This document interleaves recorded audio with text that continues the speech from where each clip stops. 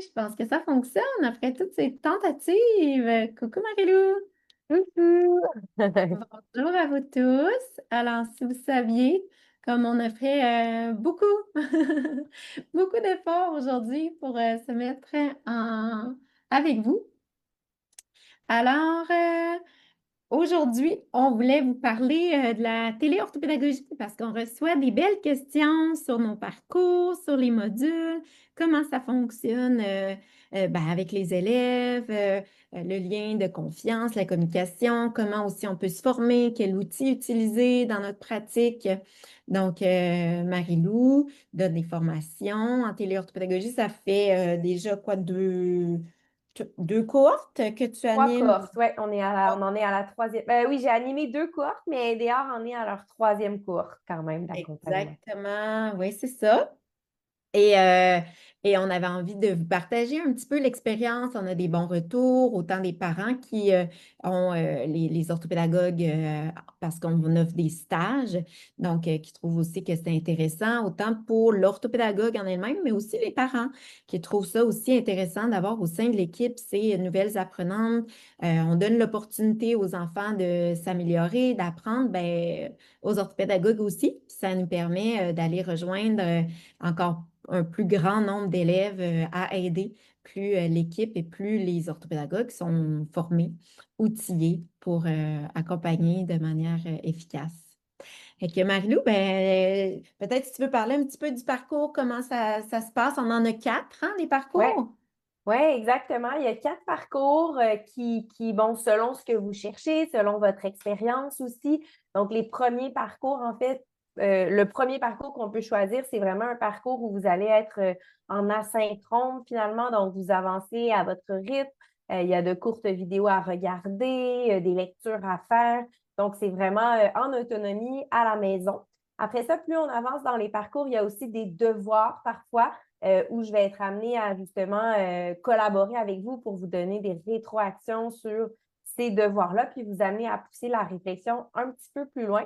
Et il y a le parcours complet aussi qu'on offre avec des stages. Donc, comme tu disais, qui est une belle occasion en fait de se lancer, mais de se sentir outillé, mais supporté aussi dans ses premiers pas en téléorthopédagogie. Hein. On peut pratiquer on peut être orthopédagogue et pratiquer depuis longtemps en libéral, en cabinet, en présentiel, mais vouloir faire le saut avec la téléorthopédagogie, mais pas toujours savoir voilà, comment s'y prendre.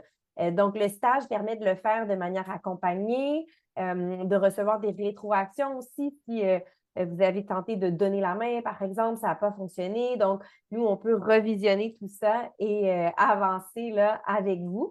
Et comme je sens là, que, comme Eugénie disait, là, on a des soucis avec la connexion Internet. Donc, je pense que Eugénie, Ah, je suis là, je suis là, je suis là, t'es là, super. je OK, suis génial. là.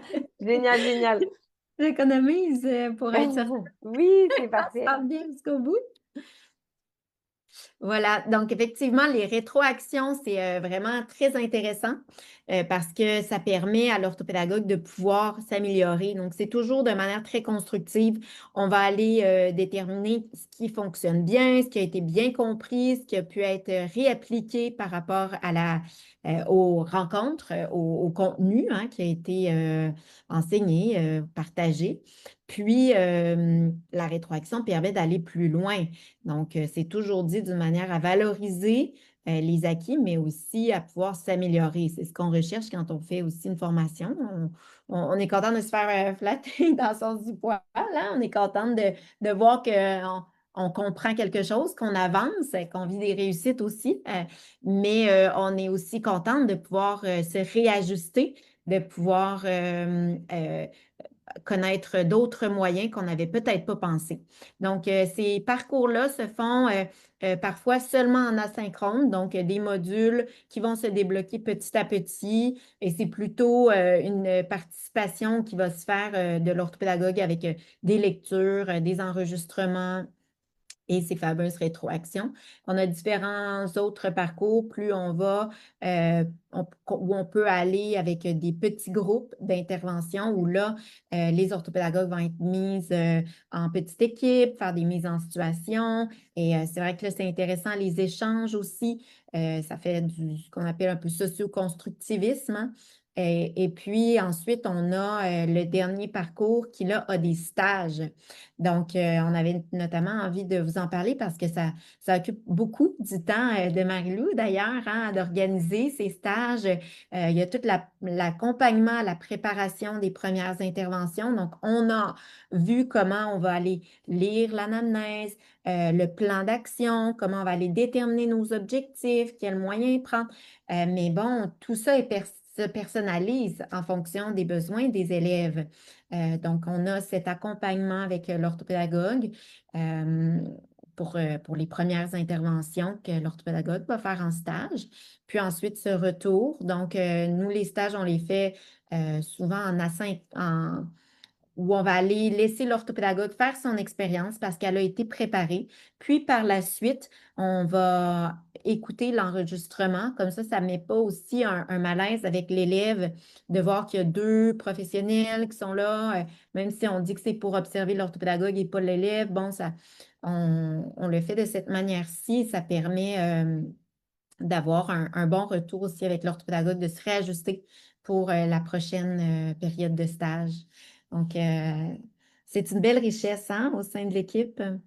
Oui, puis il y a quand même aussi, avec les derniers parcours, justement, l'avant-dernier et le dernier parcours, ces moments de collaboration-là aussi entre les orthopédagogues à l'international, qui sont un peu partout dans le monde, puis qui ont la chance voilà, de collaborer, de créer ensemble au sein du dernier devoir, là, si je me souviens bien, et voilà, de réfléchir à un cas d'élève pour avancer à deux et de se pratiquer, hein, finalement, de vraiment, avant même de se lancer dans les stages, de tester, de faire semblant. Alors, il y a l'orthopédagogue qui fait l'élève, puis l'orthopédagogue qui fait l'orthopédagogue, et les rôles sont inversés. Donc, ça permet vraiment d'aller mettre en pratique tout ce qui aura été étudié au cours de voilà, des modules asynchrones, mais aussi des rencontres en petits groupes. Et souvent, les questions qu'on reçoit, hein, ça dure combien de temps? C'est des parcours combien de temps qu'il faudrait que j'investisse? Est-ce que tu veux répondre peut-être, Marie-Lou? Oui, bien, en fait, le parcours, le parcours numéro 4, le dernier parcours, donc avec les stages, est d'une durée d'environ 6 mois. Après, on est consciente que, voilà, il y a certains imprévus qui peuvent arriver. Il y a parfois, les horaires sont très, très, très chargés. Donc, on a quand même une belle flexibilité, mais on dit une moyenne de 6 mois voilà, pour mettre fin puis permettre aux orthopédagogues de se concentrer pendant une durée de temps et savoir que voilà, la formation a une fin.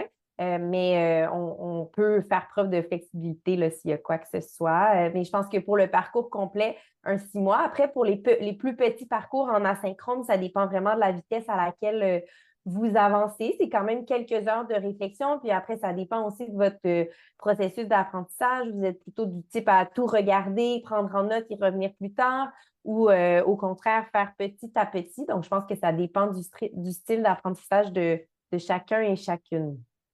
Tout à fait.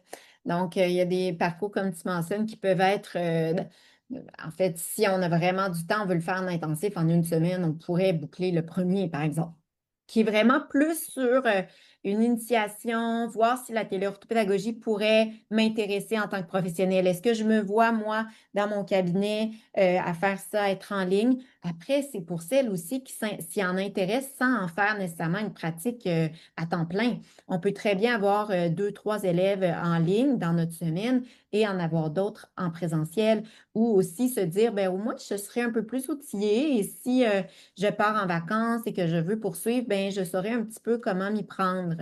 Donc, ce parcours-là est plus pour ces besoins-là. Le deuxième parcours qui prend un petit peu plus de temps parce qu'il y a plus d'échanges, les rétroactions, on pourrait se dire, on l'avait mis jusqu'à environ 3 mois. Parce que, voilà, ça dépend de chacune, comme tu dis, à la vitesse à laquelle on avance dans nos travaux. Et le troisième et le quatrième, là, quand tu mentionnes jusqu'à 6 mois, effectivement, maintenant, parfois, on peut excéder parce qu'il y a des petits groupes et que les disponibilités de chacune fait en sorte qu'il faut attendre parfois 1 mois pour avoir un groupe qui est composé avec les mêmes disponibilités. Donc, voilà. Et les petites questions comme ça, là, par exemple, si on aime bien justement ce travail en équipe, alors c'est le parcours complet qui le permet d'avoir des petits groupes, quoique le parcours premium aussi a les petits groupes et le premium a aussi les stages. Donc, de pouvoir s'exercer avec des élèves.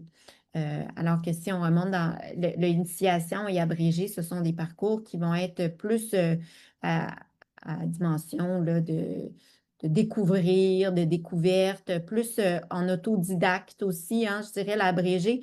Il y a beaucoup de contenu quand même, l'abrégé, mais en autonomie finalement. Voilà. Oui, Si vous voilà, avez... donc je les ai mis à l'écran, là, Oui, on voit merci. bien là, les 4 parcours, la progression aussi. Donc, c'est vrai qu'initiation abrégée, hein, on peut débuter quand on veut, donc quand même une belle flexibilité au niveau de l'horaire, alors que complet premium, oui, il y a des avantages avec les sous-groupes, mais c'est sûr qu'il faut effectivement attendre que notre quatrième cohorte, on a déjà des inscriptions, on a déjà des professionnels qui ont débuté le parcours, mais on est présentement effectivement là, en attente encore de quelques professionnels pour compléter notre prochaine cohorte, certainement. Tout à fait. Oui, tout à fait. Merci, Marilou.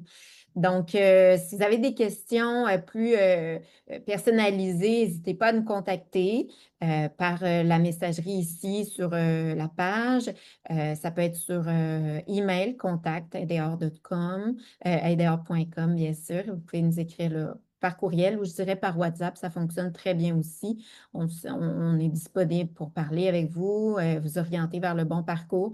Et ces parcours que Marilou nous présentait juste à l'instant, il faut les voir comme des parcours en indépendant et qui, en fait, le parcours initial est intégré dans le prochain et dans l'abrégé est intégré dans le complet. Donc, vraiment, quand on est à la fin avec le premium, on a tous les quatre. Voilà, c'est comme ça qu'on le voit. Donc, on choisit un des quatre. C'est pas j'en fais un, puis je fais plusieurs. On le fait comme ça, vous prenez juste un, puis selon vos besoins. Après, si on avait à commencer peut-être l'abrégé, ce qui est déjà arrivé, et finalement, on se rend compte que ah non, moi, j'aimerais faire le complet, on s'arrange avec vous pour la différence, et puis vous pouvez intégrer le groupe. Ça nous est déjà arrivé, et puis voilà, on est Parfait. ouvert à ça, bien sûr, bien sûr. Voilà, donc c'était un petit peu pour répondre à toutes ces questions qu'on a eues les dernières semaines pour nos parcours en téléorthopédagogie.